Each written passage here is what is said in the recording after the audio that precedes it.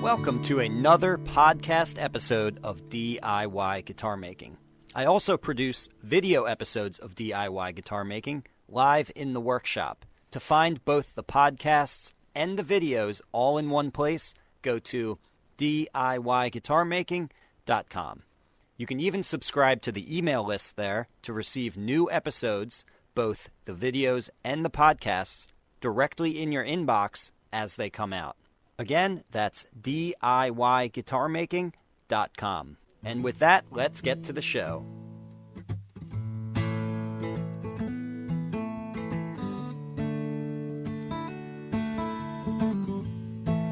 Hey guys, welcome back. In this episode, I am answering a listener question. In this case, I am using this one listener's question to make a full episode here because it was a good, deep topic. And that deep topic is torrefied wood. So we'll be talking about what the torrefaction process actually entails, and then we'll also be talking about the tonal implications and the implications for stability and some other pros and cons of torrefied wood. Alright, so let's get right to it.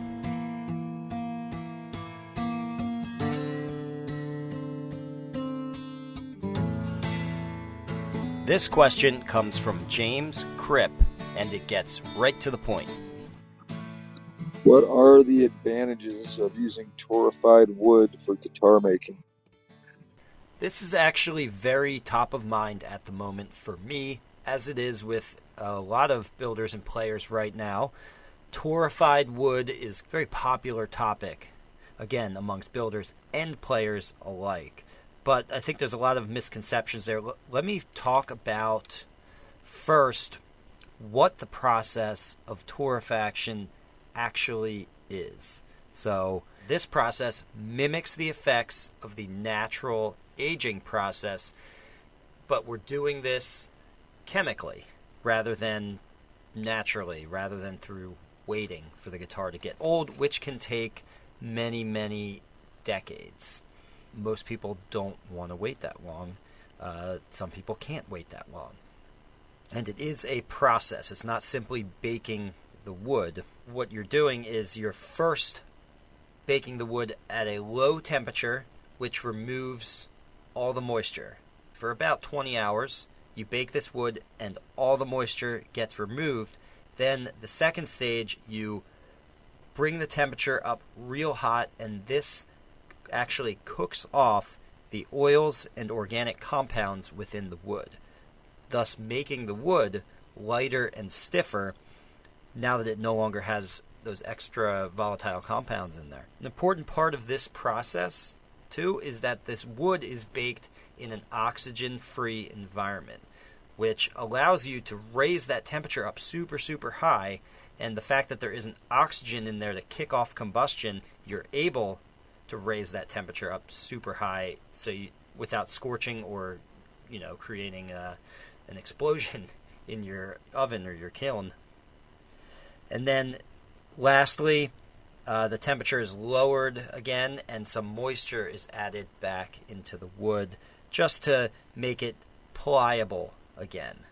Now what's important is that during this process, particularly at that high temperature part of the process, what actually happens is the cells of the wood close up.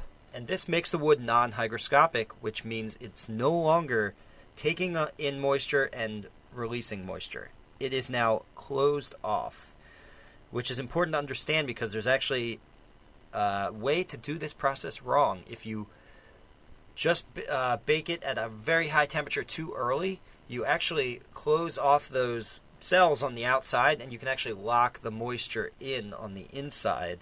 And I've heard some horror stories of people getting this wood, and when you work it or you split it, it just crumbles apart. Well, this is actually from the torrefaction process gone wrong. And to be fair, I've actually never heard of this happening in the world of lutherie. I have heard of this happening outside of lutherie, just in general woodworking, people getting billets of this stuff. And apparently the source they got it from didn't do a very good job. But that's rare, and again, I've never heard it with guitar parts. I'd imagine it's a little bit easier to get these temperatures and the durations of cook times right on guitar parts because they're so thin. But I don't know.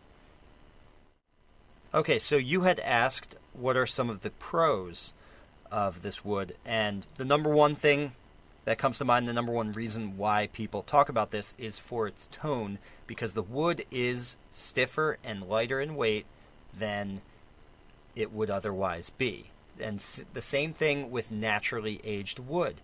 The same process really happens where it releases slowly over time the volatile compounds within the wood, which in a small, subtle way makes the wood lighter because there's less stuff inside the cell walls, and also it's making the wood, the cellular structure, a little bit stiffer. Both of these things are good for a responsive top. So actually, I really like.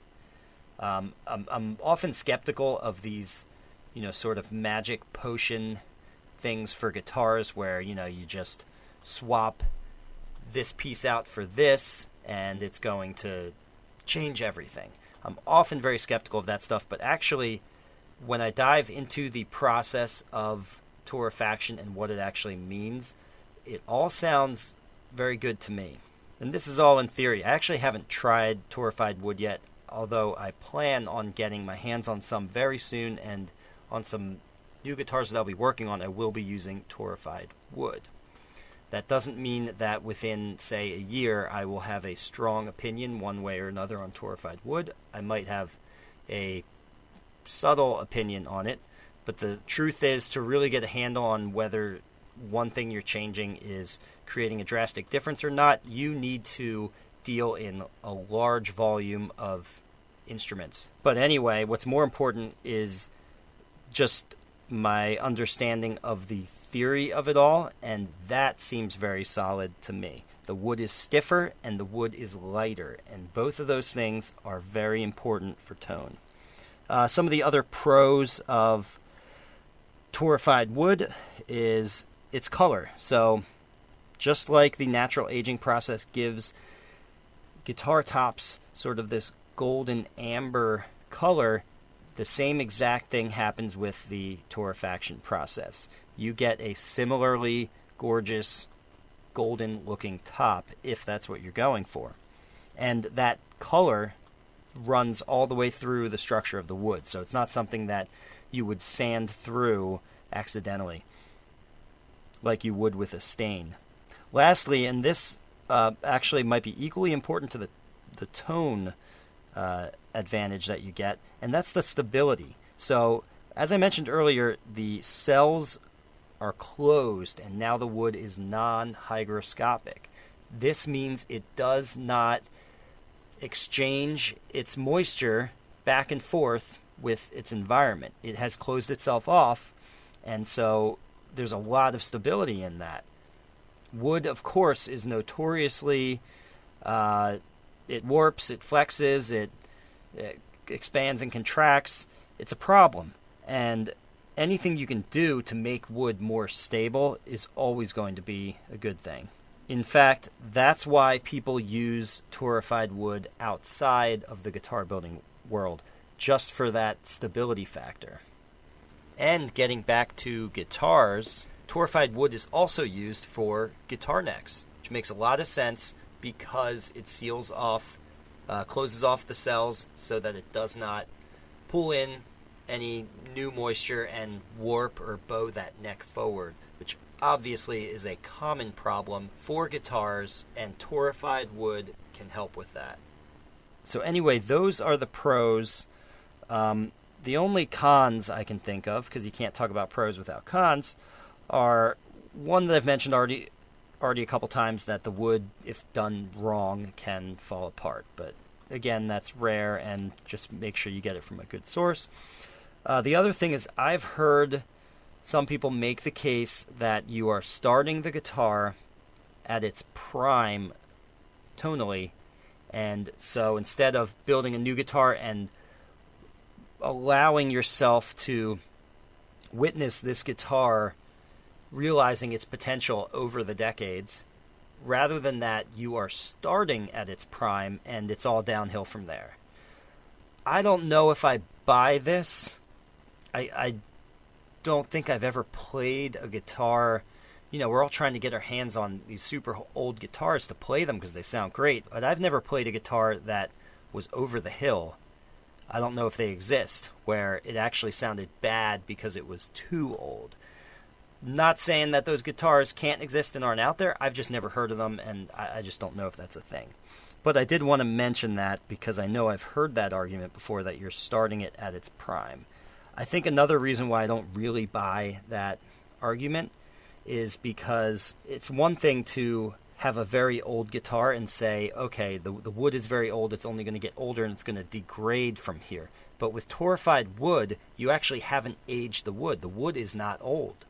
You have just, through a chemical process, extracted things from the wood, thus mimicking or replicating that aging process. But the wood itself, you have not damaged the cellular structure, so it's not old.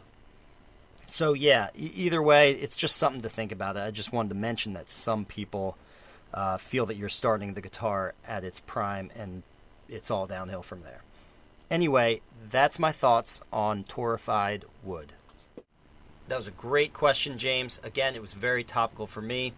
And by the way, James used the voice message app or service that I have on my website. It's funny, I put that up there a long time ago and hardly anyone finds it and uses it, which is probably my fault. Maybe I'm not making it visible enough. I haven't been talking about it. Well, I'm talking about it now. That's a great way to get a question on here. I often answer questions, or I shouldn't say often, I sometimes answer questions that I see in the members forum.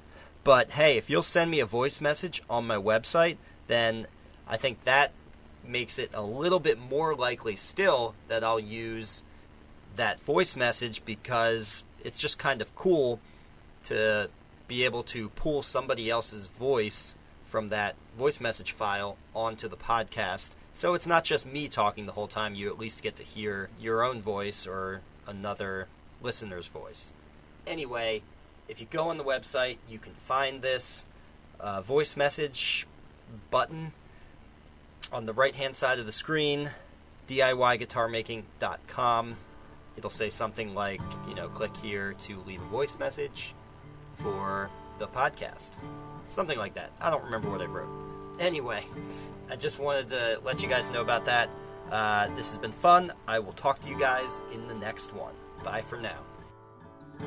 If you enjoyed this and you learned something here, please subscribe and leave a review on whatever platform that you are enjoying this on at the moment.